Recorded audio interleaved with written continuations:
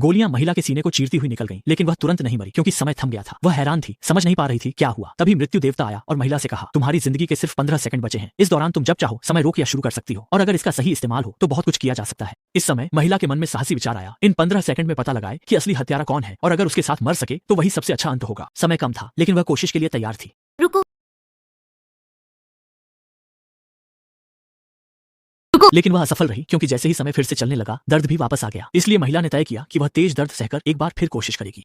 कृपया रुकिए, एक पल के लिए मेरी बात सुनिए, ये बहुत जरूरी है। कृपया थोड़ा रुक जाइए। इस बार वह सफल हो गई, लेकिन जब उसने हत्यारे को देखा वह हैरान रह गई। असल में हत्यारा उसकी ग्राहक की बेटी शाओमेई थी। शाओमेई की मां को गंभीर मानसिक बीमारी थी, जिन्हें वही दवाइयां दी जाती थी जो वह लाती थी। हालत में सुधार नहीं हो रहा था तो उसने दवा बढ़ा दी। कुछ दिन बाद शाओमेई ने देखा उसकी मां ने कीटनाशक खाकर आत्महत्या कर ली। महिला को लगा शाओमेई सोचती है वही हत्यारी है, इसलिए वह बदला लेने आई है। लेकिन उसका दिल साफ था, उसने ठान लिया चाहे मरना पड़े शाओमेई को भी साथ लेकर जाएगी। महिला ने हत्यारे को देखा और आसपास की स्थिति का जायजा लिया। तभी उसके मन में एक बदले की योजना बन गई। रुको रुको, कृपया एक पल के लिए रुक जाइए, मुझे आपसे कुछ जरूरी बात करनी है। ये बहुत महत्वपूर्ण है, इसलिए मेरी बात ध्यान से सुनिए और अभी आगे मत बढ़िए। उसने मेज पर रखी दवा पाउडर गिरा दी और लाइट बंद कर दी ताकि शाओमेई आए तो पैरों के निशान रहें और कमरे की स्थिति साफ न दिखे।